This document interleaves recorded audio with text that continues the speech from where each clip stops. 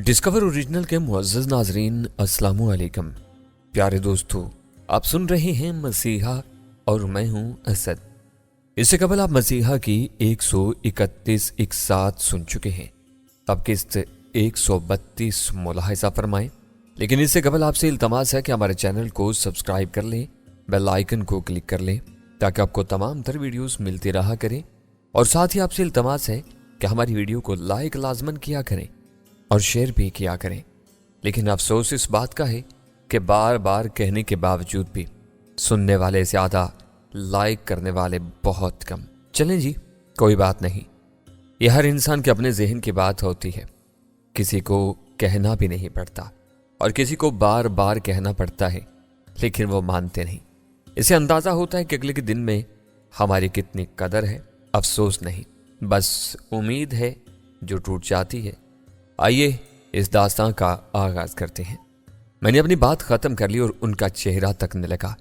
पहली बार मैंने महसूस किया कि तारिक ही नहीं, रूमी को भी मेरी इन बातों ने थोड़ा बहुत सोचने पर मजबूर कर दिया था। मेरा ख्याल है सैफ के इस मशवरे पर गौर करना चाहिए। बिलाखिर रूमी बोल पड़ी। तारिक भी पहले शायद उसी के बोलने का मुंतजिर था। हल्की सी मुस्कुराहट से उसने भी तायद ही में सर हिला दिया। तारिक ने लैपटॉप निकाला। हम सीढ़ी देखने लगे। 2 घंटे हमें लग गए। यकटुक और बड़ी यकसोई के साथ दोनों सीढ़ीज देखने के बाद रूमी ने उसे संभाल लिया। चाय की तलब होने लगी थी। मैंने एक बार फिर रूम सर्विस को फ़ोन करके चाय लाने का कहा। थोड़ी देर बाद चाय आ गई। हम चाय पीने के दौरान गौर करने लगे। सीढ़ीज में इस सिंडिकेट का सारा कच्चा चिट्ठा मौजूद था। वो सारे शाहिद और सबूत भी इसमें मौजूद थे जिनके बिना पर इन खूनी सौदागरों के खिलाफ बैनुल-अक़वामी कानूनी इदारे हरकत में आकर इनके खिलाफ एक अजीम महाज बना सकते थे। अगर ये सब हमारी इंफॉर्मेशन के मुताबिक होता रहता, लेकिन जहां ऐसा ना होता तब यह मिशन ही नाकाम हो जाता। अब तुम ही इसकी मास्टर प्लानिंग करोगे। हम दोनों की तरफ से हतमी फैसला हो चुका। बिलाखिर ने तारिक ने मेरी तरफ देखते हुए संजीदगी से कहा, खाताई बाजी को अपनी जल्दबाजी के फैसलों से निकलने नहीं दिया जाए। मैंने कहा, हमारे हाथ तुर्प का पत्ता लग चुका है। आधी मौत इन खूनी सौदागरों की हो चुकी। गौहर शाह और भोलानाथ और अगर शंकर जहां किया जसवंत राय की कैद में जिंदा है तो इस हकीकत के बाद इन सब की नींदें हराम हो चुकी। मेरे ख्याल में हम सबसे पहले यहां से निकल कर किसी और जगह ठिकाना कर लें। इन हालात में ज्यादा अरसा एक ही जगह मुकीम रहना यूं भी दानिशमंदी नहीं। हमने वो होटल फिलफोर छोड़ दिया। तारिक की तबीयत काफी हद तक बहाल हो चुकी थी, ताहम अभी वो पूरी तरह ठीक नहीं हुआ था। अब भी वो सहारे का मोहताज था। वो इस बार बहुत शदीद जख्मी हुआ था। जिसकी जिंदगी अभी अल्लाह ही को मंजूर थी कि वो दुश्मनों के एक जबरदस्त हमले के बाद जिंदा बच गया था।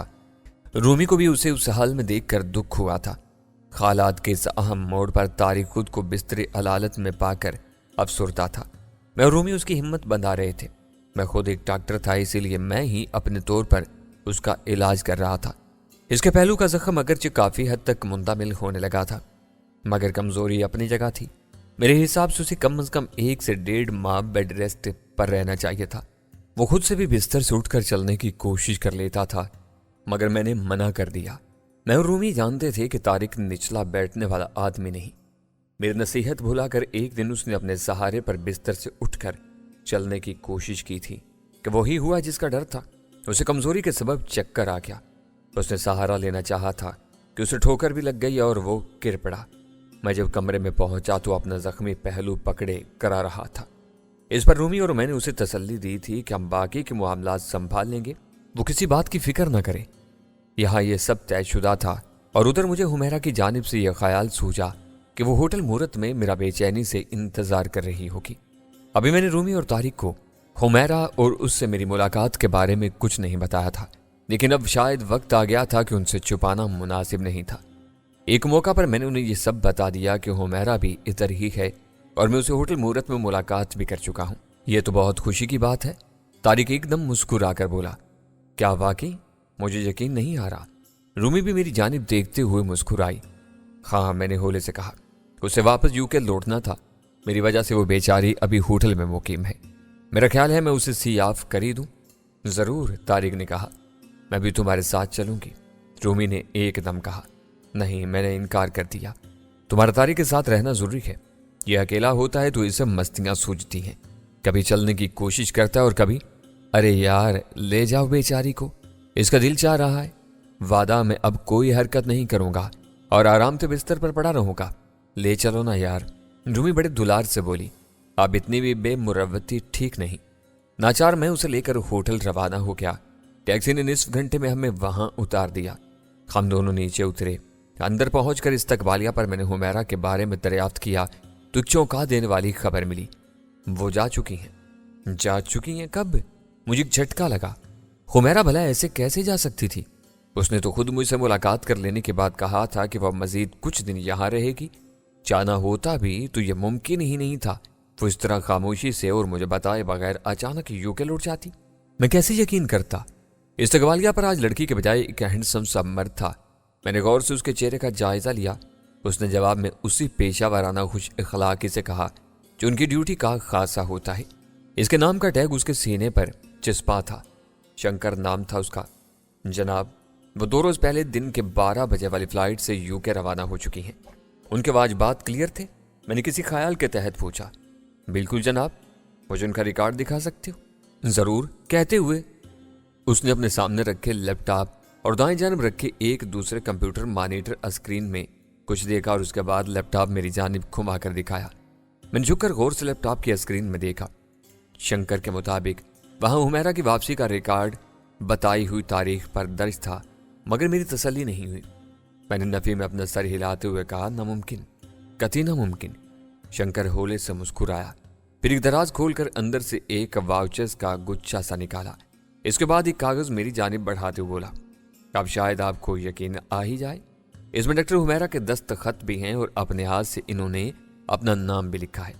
मैं हुमैरा की हैंड राइटिंग पहचानता था और दस्तखत भी। मुझे अपनी आंखों पर यकीन नहीं आया। वो दस्तखत और हैंड राइटिंग 100% हुमैरा ही के हाथ से लिखे हुए थे। मैं एक लम्हे को सख्ते में आ गया। मेरा दिल जाने क्यों घुटने लगा। क्या हुमैरा ने एक बार फिर अचानक मुझसे खुद को दूर कर लेने का फैसला कर लिया था? सर, नाउ एक्सक्यूज मी, मुझे और कस्टमर्स को डील करना है, शंकर ने कहा। रूमी मुझे लिए बाहर आ गई। मुझे चुप सी लग गई थी। बाहर दिन की धूप फैली हुई थी। मैं यकीन करने को तैयार नहीं था कि हुमैरा अचानक ये हरकत भी कर सकती है। मैं मूरत होटल में इससे चंद दिन पहले होने वाली मुलाकात और इससे होने वाली गुफ्तगू को ताज़ा करने लगा ताकि अंदाजा कर पाऊं कि क्या वाकई हुमैरा ऐसी हरकत कर सकती थी। इसके लिए मैंने रूमी को पहले एक करीबी रेस्टोरेंट में चलकर सुकून से बैठने और सोचने का कहा। हम एक कैफे में कोने वाली मेज पर जा बैठे। रूमी ने चाय का ऑर्डर दे दिया। मेरा ख्याल है तुम्हें यकीन कर लेना चाहिए कि हुमैरा वापस यूके लौट चुकी है, रूमी ने मुझे एक टुक खोया हुआ और सोचता पाकर कहा। हरगिज नहीं, मैं जैसे ख्यालों ही ख्यालों में सोचते हुए बोला। रूमी यही समझी शायद मैंने उसकी बात के जवाब में ये कहा है। तुम पागल हो रहे हो, रूमी ने कहा। मैं अब तक हुमैरा से अपनी मुलाकात और उससे की हुई बातों को जहन में लाकर दोहरा चुका था। मुझे कहीं से भी ऐसा नहीं लगा था कि वह अचानक कोई ऐसा फैसला कर सकती थी। उसे तो मुझसे मिलकर इतनी खुशी और मुसर्रत हुई थी जितनी कि मुझे, और फिर उसने तो मेरी खातिर यूके को भी हमेशा के लिए खैरबाद कह डालने का फैसला कर लिया था। मेरा दिल नहीं मान रहा रूमी, मैंने कहा। हुमैरा तो मुझे देखती खुशी से खिल उठी थी। वो तो मुझसे मिलने और देख लेने के बाद यूके भी वापस नहीं लौटना चाहती थी। मैंने ही उसे कहा था कि अभी उसे वहीं रहना है जब तक यहाँ के हालात मुवाफिक नहीं हो जाते। मेरी बात तो वो समझ गई थी, मगर फिर भी उसने मुझसे कहा था कि अब चंद दिन और यहाँ होटल में मेरी ही खातिर मस्जिद कायम करेगी। हो सकता है पहले ही की तरह उसने अचानक रवानगी का प्रोग्राम बना लिया हो। देखो सैफ, इंसान के जहन और दिल का बसा औकात खुद को भी अंदाजा नहीं हो पाता कि इसने आइंदा कौन सा फैसला करना है। यह सारी बातें अपनी जगह रूमी, मैंने कहा, लेकिन पहले वाली बात और थी। तभी वो मुझे बताकर मेरे इल्म में यह बात लाकर ही अपने बाप के साथ यूके रवाना हुई थी। मगर अब तो ऐसा कुछ नहीं था। उसको जाना ही था तो मुझे जरूर बताती। मुझसे दूसरी मुलाकात के लिए तो वो खुद भी बेकरार थी। उसके चेहरे पर खुशियों के वो अनमिट तासरात मैं नहीं भूल सकता। मेरी बात पर रूमी ने गहरी सांस ली और मुझे चलने का कहा। हम अपने होटल लौट आए। सारे रास्ते में गुमसुम सी कैफियत का शिकार रहा। तारिक को जब ये मालूम हुआ तो उसके भी ख्यालात रूमी से हम आहंगे रहे। मुझे चुप सी लग गई थी। कुछ भी खाने पीने को जी नहीं चाह रहा था। लंच का टाइम हो चुका था और हमने अपने आइंदा के लाहे अमल पर गौर करना था। लेकिन मेरा ध्यान और मेरी परेशानी को देखते हुए तारिक ने और ना ही रूमी ने मुझसे इस बारे में कुछ कहा। حقیقت یہی تھی کہ مجھے حمیرہ کی طرف سے پریشانی میں مبتلا دیکھ کر وہ دونوں بیچارے بھی کوئی اور موضوع نہیں چھیڑ پا رہے تھے۔ سیف، بالآخر طارق اور رومی نے آپس میں تھوڑی دیر کی سرگوشیوں کے بعد مجھ سے کہا۔ میں نے بے دھیانی سے اس کی طرف دیکھا۔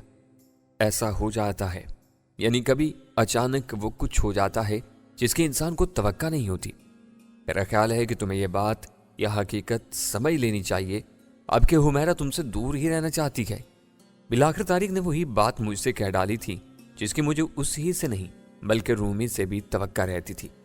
میں مانتا ہوں تمہاری بات، میں نے بھی تحمل سے کام لیتے ہوئے سے کہا، لیکن بعض معاملات کی قطعیت کچھ ایسی ہوتی ہے کہ دماغ تو مان رہا ہوتا ہے مگر دل نہیں۔ آخر اس بات کو نہ ماننے والی کوئی ٹھوس وجہ تو ہوگی، رومی نے درمیان میں کہا۔ ٹھوس وجہ یہی ہے کہ حمیرہ کی بے تابی اور تڑپ کو صرف میں ہی سمجھ سکتا ہوں، صرف میں نے رومی کی طرف دیکھتے ہوئے پرزور لہجے میں کہا۔ اگر پہلے والے حالات ہوتے تو اور بات تھی، مگر اب وہ دنیا میں اکیلی ہو چکی ہے اور اسے میرے ہی جیسے آدمی کے سہارے کی شدید ضرورت ہے۔ اس لیے مجھے اچانک اپنے سامنے پا کر خوشی سے کھل اٹھی تھی اور مجھ سے دوبارہ ملے بغیر اس نے جانے کا ارادہ ترک کر دیا تھا۔ حالات تو اب بھی وہی ہیں، طارق سنجیدگی سے بولا۔ تم اور میں، رومی، ہم سب خطرے میں گھرے ہوئے ہیں۔ ایسے میں حمیرہ کیسے تمہارے ساتھ رہ سکتی ہے؟ اس محاذ پر وہ تمہارے پاؤں کی زنجیر بھی بن سکتی ہے۔ رومی نے بھی اس کی تائید میں کہا۔ دراصل حمیرہ سمجھدار ہے، اس نے یہ حقیقت بہت پہلے ہی سے بھانپ لی تھی کہ کہیں وہ جذبات میں آ کر سیف کی کمزوری نہ بن جائے۔ پھر اس نے یہی بہتر سمجھا کہ وہ اس سے ملے بغیر ہی واپس لوٹ جائے۔ تم دونوں صحیح کہہ رہے ہو، میں نے کہا۔ ایسا ہو سکتا ہے لیکن ایسا ہوا نہیں ہے، کیونکہ جب میری اس سے پہلی ملاقات ہوئی تھی تو ہم دونوں ساری باتوں کو دہرا چکے تھے، مستقبل کا فیصلہ بھی کر چکے تھے۔ بس کچھ ویسے ہی تھا جیسا کہ ہو رہا تھا۔ اس نے میرا انتظار کرنے کی بھی ٹھان لی تھی۔ پہلی ملاقات میں ہمارے درمیان بہت سی باتیں طے پا چکی تھیں۔ اب تم بتاؤ، کیا پھر بھی کوئی ایسا جواز بنتا ہے کہ حمیرہ یوں اچانک مجھے بتائے بغیر اور ملے بغیر لوٹ جائے؟ میری اس بات پر طارق تو کچھ نہیں کہہ پایا، البتہ رومی سنجیدگی سے بولی۔ ایک ہی بات سمجھ میں آتی ہے مجھے، حمیرہ نے سوچا ہوگا کہ کہیں دوسری ملاقات اس کے پاؤں کی زنجیر نہ بن جائے، لہذا اس نے تم بالکل ہی گھامڑ ہو، میں نے اس کی بات کاٹ کر تلخی سے کہا۔ حمیرہ کے ساتھ کوئی حادثہ ہوا ہے؟ بالآخر اب تک کی سوچ بچار کے بعد میں نے کہا۔ کیسا حادثہ؟ طارق کا منہ کھل گیا۔ اس کے ساتھ کوئی زبردستی کی گئی ہے، میں نے یک ٹک سا ہو کر کہا۔ واؤچر پر حمیرہ کے دستخط اور اس کے ہاتھ کی لکھائی کے بارے میں کیا کہو گے؟ رومی نے وار کیا۔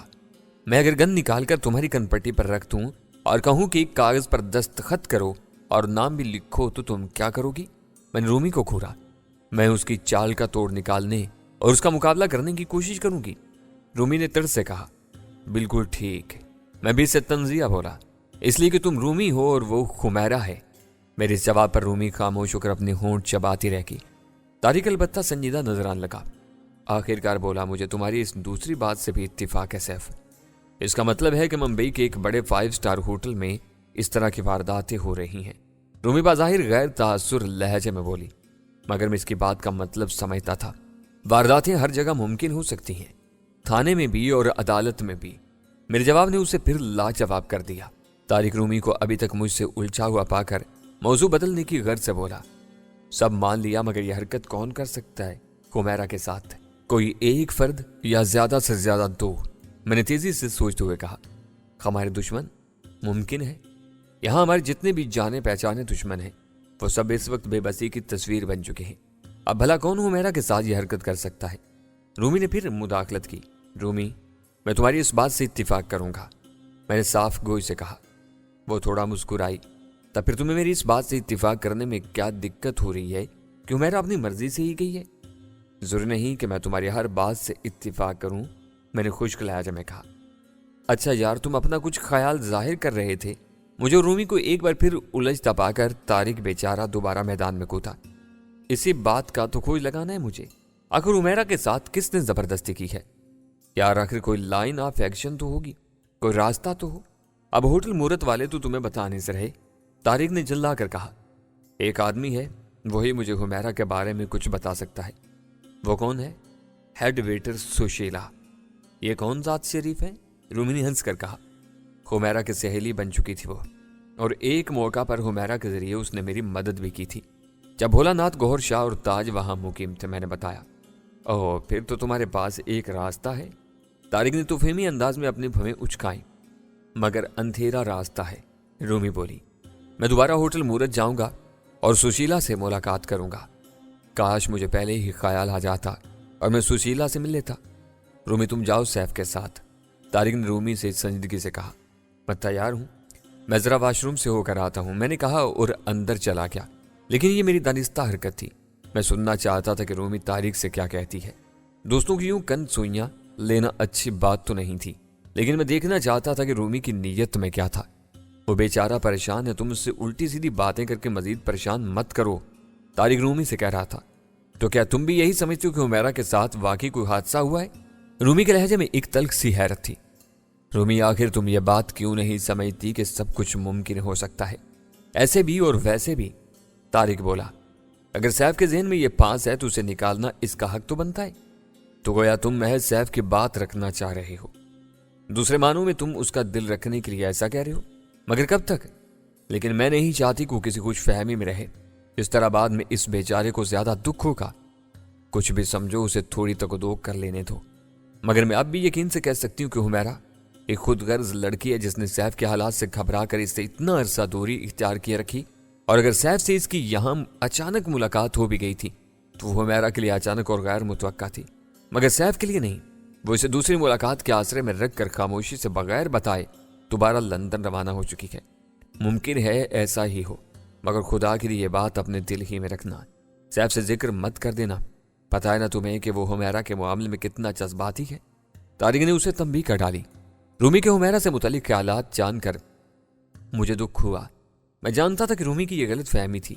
रूमी की नीयत दोस्ताना थी, शायद उसके अंदर कोई ऐसा जज्बा पल रहा हो जिससे वो हुमैरा से चिढ़ने लगी हो। मैंने कोई परवाह नहीं की और थोड़ी देर बाद वॉशरूम से बाहर निकल आया। मैं तैयार हूं, मैंने कहा। रूमी का मूड ऑफ था। वो तारिक के बेड के पास ही कुर्सी पर बैठी थी। क्या मैं अकेला चला जाऊं? मैंने इन दोनों की तरफ देख कर कहा। नहीं, चल रही हूं मैं तुम्हारे साथ, रूमी बोली और उठ खड़ी हुई।